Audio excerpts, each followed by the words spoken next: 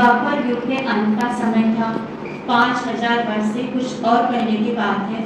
मथुरा के राजा उग्रसेन का बड़ा पुत्र कंस अपने चाचा की सबसे छोटी पुत्री देवकी को विवाह के बाद पहुंचाने जा रहा था।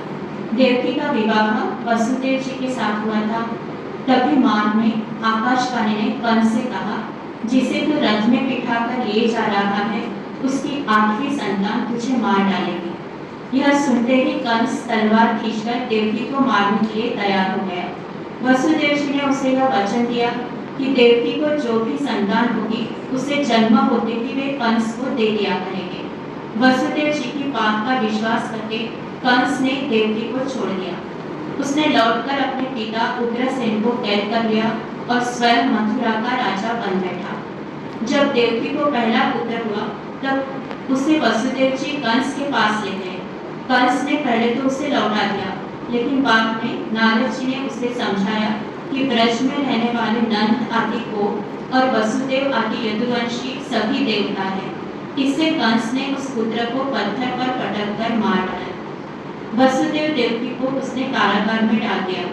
देवकी के 6 पुत्रों को कंस ने इसी प्रकार मार डाला। 7वें गर्भ में भगवान शेष आए।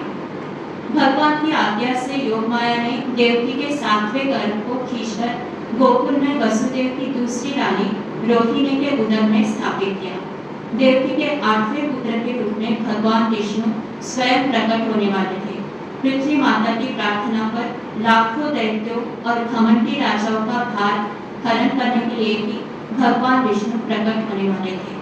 कंस ने इस बार कारागार पर खूब कड़ा पहरा बैठा दिया।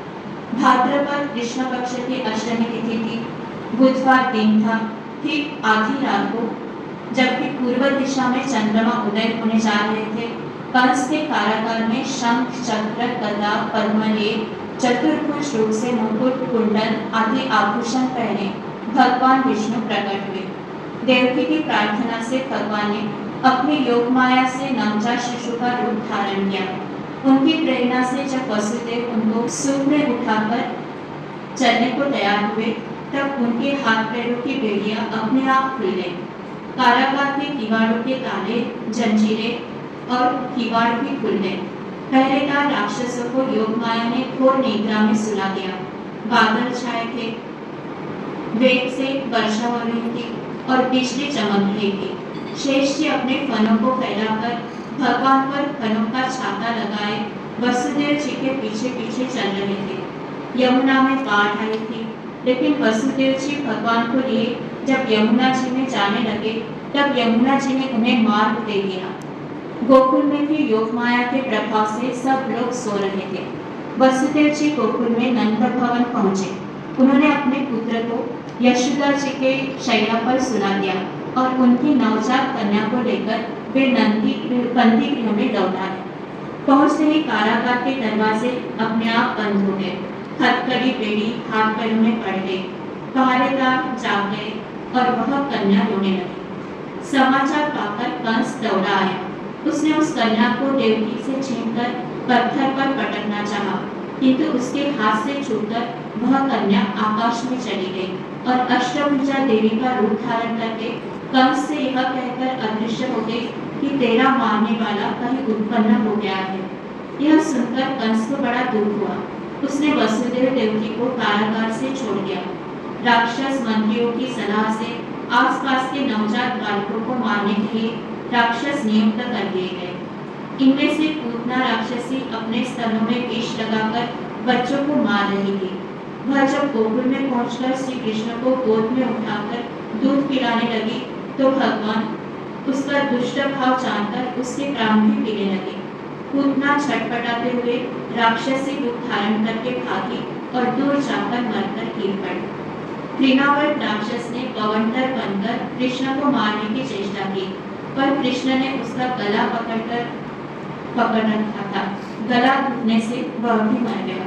यशोदा कृष्ण के मुंह में 2 बार ब्रह्मांड दर्शन कर चकित हो गई थी, परंतु योग माया ने फिर से उनका भाव बदल दिया था। फिर से वे पुत्र भाव से ही कृष्ण को प्यार करने लगे। श्याम सुंदर स्वभाव से ही चंचल थे। वे बार बार रूठते खींचते थे। माता यशोदा उन्हें प्रेम से पुकारकर मनाया करती थी। गोकुल की सभी गोपियां मन ही मन चाहती थी कि मोहन उनके घर भी आवे और दही माखन खा जाया करे।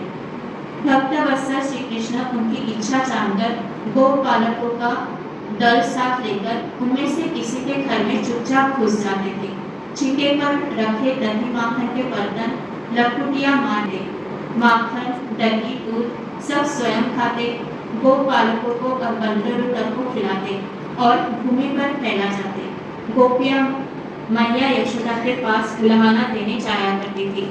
उस बहाने भी वे केवल श्री कृष्ण चंद्र सुंदर मुख देखने ही जाती थी, क्योंकि जब यशोदा मैया कृष्ण को डांटने जाती तब वे गोपियां स्वयं ही यशोदा मैया से अनुरोध करने लगती थी कि मोहन को मैया कुछ न कहे। एक दिन ऐसे ही बंदरों को माखन शाम को मैया ने पकड़ लिया।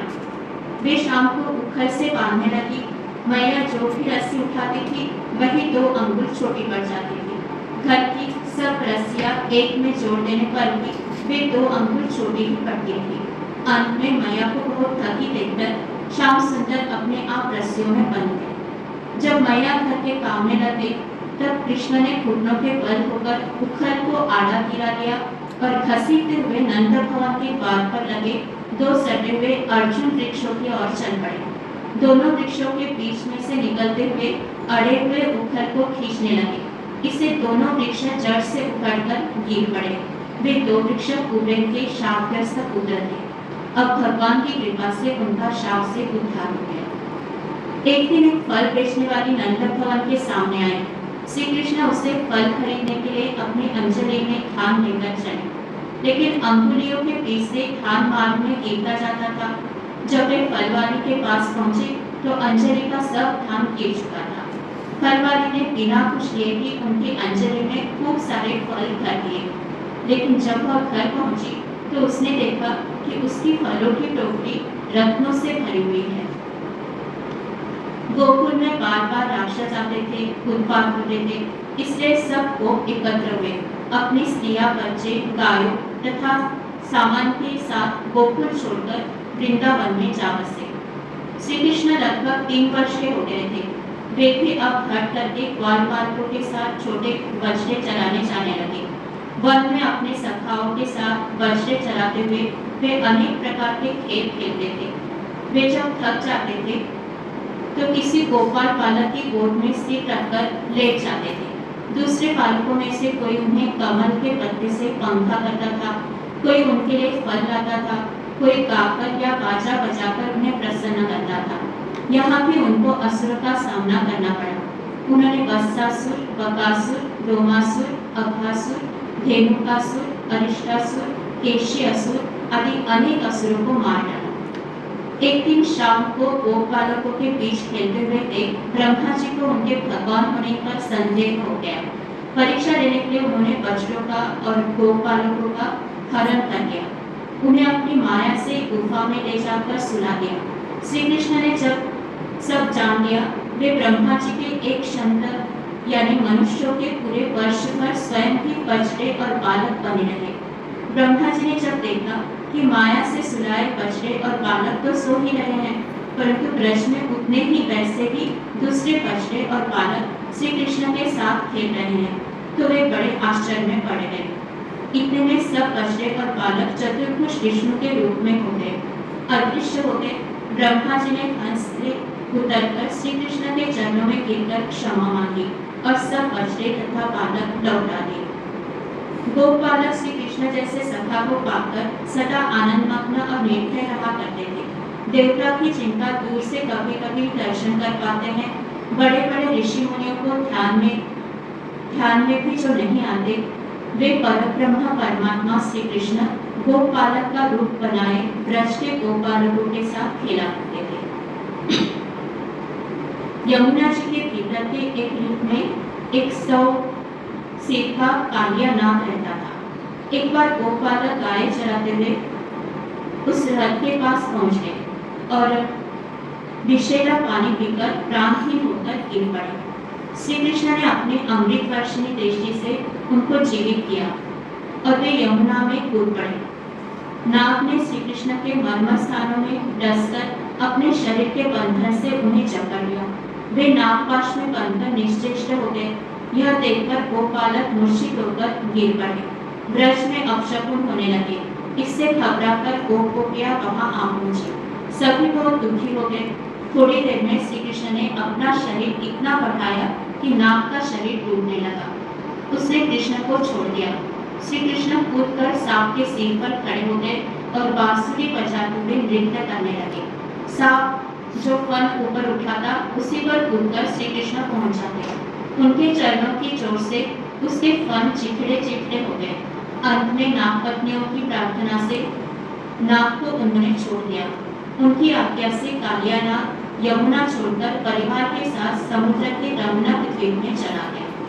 सबसे अद्भुत था श्याम सुंदर का वंशी बजाना।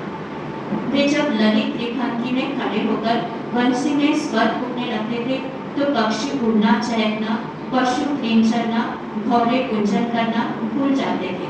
पेड़ों से रसधारा झरने लगती थी, पत्थर पिघल जाते थे, यमुना की धारा तक रुक जाती थी। मनुष्यों की तो बात ही क्या, देवता और ऋषिगण भी मुग्ध हो उठते थे। एक बार श्री कृष्ण ने ब्रज में प्रतिवर्ष होने वाली देवराज इंद्र की पूजा बंद करा के गिरिराज गोवर्धन की पूजा करवाई। इससे इंद्र बड़े क्रोधित हुए। वे प्रलय काल के बादलों से मुसलधार पानी बरसाने लगे। ब्रज के लोग त्राही त्राही करते श्री कृष्ण की शरण में गए। श्री कृष्ण ने बाएं हाथ की अंगुली पर गोवर्धन उठा लिया और छाते के समान उससे 7 दिन रखे रहे। इंद्र थक गए, उन्हें वर्षा बंद करनी पड़ी। इंद्र ने श्री कृष्ण से क्षमा मांगी। कामधेनु ने श्री कृष्ण से कहा, आप गायों के इंद्र हैं। इसी से कृष्ण का नाम गोविंद पड़ गया। शरद पूर्णिमा के दिन श्री कृष्ण ने संध्या के समय चंद्रोदय होने पर वृंदावन में वंशी बजाई। वंशी की धुन सुनते ही गोपियां घर द्वार स्वजन संबंधी आदि सबका मोह छोड़कर दौड़ी हुई कृष्ण के पास पहुंची। उनका सच्चा प्रेम देखकर श्री कृष्ण ने उनको स्वीकार कर लिया। जितनी गोपियां थी उतने ही अपने रूप बनाकर श्री कृष्ण ने उनके साथ रास नृत्य किया। पूरी रात्रि कृष्ण के साथ नृत्य विनोद करके उनके समझाने पर गोपियां घरों को लौट आई। लेकिन यह रासलीला भगवान ने दिव्य रूप से की। गोपियों के घरों के लोगों ने देखा कि गोपियां रात में घर में भी थी। कंस ने बलराम, श्री कृष्ण और अन्य गोपों को धनुष यज्ञ का निमंत्रण देकर मथुरा में बुला लाने के लिए अक्रूर जी को भेजा। दूध, दही, घी आदि उपहार छपड़ों में भरकर सबको नंद बाबा के साथ मथुरा चल पड़े। बलराम और श्री कृष्ण को अक्रूर जी ने रथ में बैठाया। गोपियां श्री कृष्ण के वियोग में व्याकुल हो गई। मथुरा पहुंचकर भोजन और विश्राम करके बलराम और कृष्ण गोपालकों के साथ नगर देखने चले। मार्ग में कंस के घमंडी धोबी को मारकर उन्हें उत्तम वस्त्र पहन लिए। एक दर्शी ने उन वस्त्रों को काट छाट कर सीकर उन लोगों के शरीर के अनुरूप बना लिया। दर्शी को और उन्हें माला पहनाने वाले माली को उन्होंने भक्ति का वरदान दिया। फिर यज्ञ का धनुष तोड़ लिया। दूसरे दिन सवेरे वे अखाड़े में पहुंचे। कंस की आज्ञा से महावत ने 60,000 हाथियों के समान बलवान कुवलयापीठ नाम के हाथी को शराब पिलाकर मतवाला बनाकर कृष्ण बलराम को मारने के लिए अखाड़े के दरवाजे पर रास्ता रोके खड़ा कर रखा था। कृष्ण बलराम ने हाथी को मार गिराया। अखाड़े में कंस के पहलवान चाणूर, मुष्टिक आदि ने कुश्ती लड़ने के लिए ललकारा। असुर पहलवान न्यायपूर्वक कुश्ती न लड़कर श्री कृष्ण और बलराम को मार डालने का प्रयत्न करने लगे। श्री कृष्ण बलराम ने आधे पहलवानों को मार दिया। इससे बाकी सब पहलवान भाग गए। कंस बड़बड़ाने लगा, नंद, वसुदेव, उग्रसेन आदि को मार डालो। यह सुनकर श्री कृष्ण कूदकर उस ऊंचे मंच पर पहुंच गए जिस पर कंस बैठा था। केश पकड़कर उन्होंने कंस को नीचे फेंक दिया। उन्होंने कंस को मार डाला। कंस के 8 भाई दौड़े दौड़े उन्हें मारने चले आए। बलराम जी ने सबको समाप्त कर दिया। कंस को मारकर बलराम और कृष्ण कारागार में पहुंचे।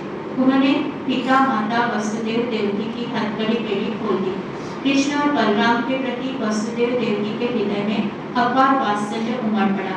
पुत्रों को हृदय से लगाकर अपने आंसुओं की धारा से उन्होंने उनसे भीग गई, हल्की भिगो दी। अपने पुत्र कंस के द्वारा कारागार में डाले गए राजा उग्रसेन को श्री कृष्ण ने कारागार से निकालकर फिर मथुरा के राज सिंहासन पर बैठाया और अपने हाथों से उनका राज तिलक किया। कंस के भय से जो लोग मथुरा छोड़कर भाग गए थे, उन्हें बुलाकर भवन संपत्ति आदि देकर कृष्ण ने उन्हें फिर से बसाया। वसुदेव जी ने बड़ी धूमधाम से अपने दोनों कुमारों का यज्ञोपवीत संस्कार करवाया।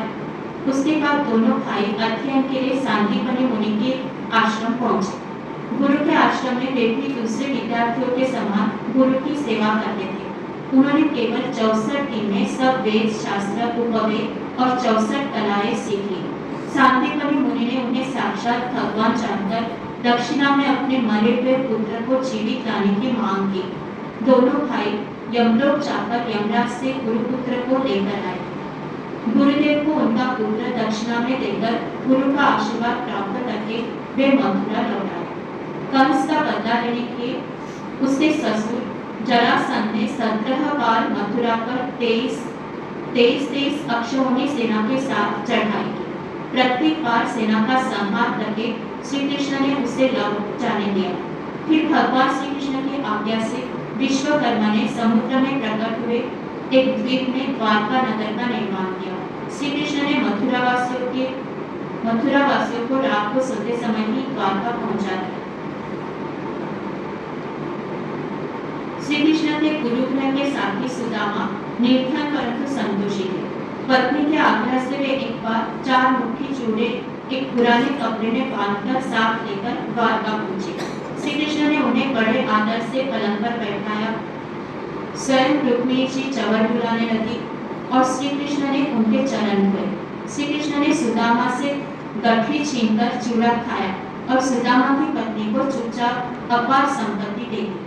विश्वकर्मा ने सुदामा का भवन द्वारका के भवनों के समान संपूर्ण संपत्ति से पूर्ण बना दिया।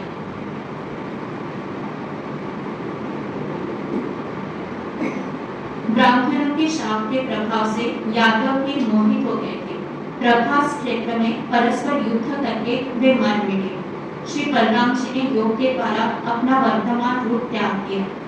भगवान श्री कृष्ण अकेले एक पीपल के नीचे चतुर्भुज रूप से बैठ गए। जरा नामक व्याध ने उनके चरण को मृत समझकर उसमें तीर मार दिया। श्री कृष्ण ने उस व्याध को सशरीर स्वर्ग भेजा और वे स्वयं अपने दिव्य शरीर से गोलोक धाम पधार गए। स्वामी विवेकानंद जी ने अपने व्याख्यानों में श्री कृष्ण की महानता विस्तार से प्रतिपादित की है। उनके व्याख्यानों से कुछ अंश यहाँ उद्धृत किए हैं। श्री कृष्ण के संदेश में हमें 2 विचार सर्वोपरि मिलते हैं। पहला है विभिन्न विचारों का सामंजस्य और दूसरा अनासक्ति। राज सिंहासन पर बैठे रहकर सेनाओं का संचालन करते रहकर राष्ट्र के निमित्त विराट योजनाओं को कार्यान्वित करते रहकर मनुष्य पूर्णत्व को सर्वोच्च लक्ष्य को प्राप्त कर सकता है। वस्तुतः कृष्ण का महान उपदेश युद्ध क्षेत्र में ही प्रदान किया गया है। संसार में रहकर जो व्यक्ति कार्य करता है और अपने कार्यों के शुभाशुभ फल ईश्वरार्पित कर देता है, वह संसार के पापों से निर्लिप्त रहता है। प्रबल कर्मशीलता और निस्वार्थ भाव से कर्म करना ही श्री कृष्ण की महान शिक्षा है। स्वार्थी श्री कृष्ण छूटने से अस्वीकार करते हैं। उनकी निर्भीकता हमें डरा देती है। हम हर वस्तु पर निर्भर है, कुछ अच्छे शब्दों पर, परिस्थितियों पर, किंतु जब आत्मा किसी भी वस्तु जीवन तक पर निर्भर न रहना चाहे तो वह दर्शन की पराकाष्ठा है, मनुष्यत्व की पराकाष्ठा है। उपासना भी उसी लक्ष्य तक ले जाती है। कृष्ण उपासना पर बड़ा बल देते हैं। श्री कृष्ण को भागवतकार अवतार कहकर भी तृप्त नहीं होते, बल्कि कहते हैं अन्य अन्य अवतार उस भगवान के अंश है, किंतु कृष्ण तो स्वयं भगवान है। स्वामी जी और कहते हैं कृष्ण अवतार का मुख्य उद्देश्य गोपी प्रेम की शिक्षा है। यहाँ तक कि गीता का महान दर्शन भी उस प्रेमोन्मत्तता की बराबरी नहीं कर सकता। गोपियां श्री कृष्ण से अहेतुक प्रेम करती थी। वे यह जानने की चिंता नहीं करती कि कृष्ण सृष्टि करता है। वे यह जानने की भी चिंता नहीं करती कि वे सर्वशक्तिमान है, सर्व सामर्थ्यवान है। वे केवल यही समझते हैं कि कृष्ण प्रेममय है, यही उनके लिए काफी है। और हेतु की भक्ति, निष्काम कर्म, निरपेक्ष कर्तव्य, निष्ठा का आदर्श धर्म के इतिहास में एक नया अध्याय है। मानव इतिहास में प्रथम बार भारत भूमि पर सर्वश्रेष्ठ अवतार श्री कृष्ण के मुंह से पहले पहल यह तत्व निकला था। भय और प्रलोभन के धर्म सदा के लिए विदा हो गए और मनुष्य के हृदय में नरक भय और स्वर्ग सुख भोग के प्रलोभन होते हुए भी ऐसे सर्वोत्तम आदर्श का अभ्युदय हुआ। प्रेम के निमित्त कर्तव्य, कर्म के निमित्त श्री कृष्ण एक ही स्वरूप में अपूर्व सन्यासी और अद्भुत गृहस्थ थे। उनमें अत्यंत अद्भुत रजोगुण तथा शक्ति का विकास था और साथ ही वे अत्यंत अद्भुत त्याग का जीवन बिताते थे। बिना गीता का अध्ययन किए कृष्ण चरित्र कभी समझ में नहीं आ सकता, क्योंकि अपने उपदेशों के वे साकार रूप थे। उन्होंने अपना सिंहासन त्याग दिया और कभी उसकी चिंता नहीं की। जिनके कहने से ही राजा अपने सिंहासन को छोड़ देते थे, ऐसे समग्र भारत के नेता ने स्वयं राजा होना नहीं चाहा। उन्होंने बाल्यकाल में जिस सरल भाव से गोपियों के साथ क्रीड़ा की, जीवन की अन्य अवस्थाओं में भी उनका वह सरल स्वभाव नहीं छूटा। किसी भी दृष्टिकोण से देखो, श्री कृष्ण के चरित्र को सर्वांग संपूर्ण पाओगे। पुत्र, पिता, राजा, सभी दृष्टियों से वे महान हैं और आजीवन में इस महान शिक्षा को आचरण में लाते रहे। जो मनुष्य प्रबल कर्मशीलता के बीच रहता हुआ भी निष्कर्म भाव से मधुर शांति का उपभोग करता है और महानिस्तब्धता में भी जो अत्यंत कर्मशील रह सकता है, उसी ने जीवन के रहस्य को ठीक ठीक जाना है। कर्मण्य कर्मय पश्चेत् अकर्मण्येच कर्मय। सब बुद्धिमान मनुष्येषु सयुक्त कृष्ण कर्म है। ज्ञान, कर्म, भक्ति, योग, इन सब के मानव प्रत्यक्ष स्वरूप ही है। श्री कृष्ण के इसी भाव की आज विशेष चर्चा होनी चाहिए। अब वृंदावन के वंशीधारी कृष्ण का ध्यान करने से कुछ न बनेगा, इससे जीव का उद्धार नहीं होगा। अब प्रयोजन है गीता के सिंहनादकारी कृष्ण की। इसी से लोग महाउद्यम के साथ कर्म में लग लेंगे और शक्तिशाली बनेंगे।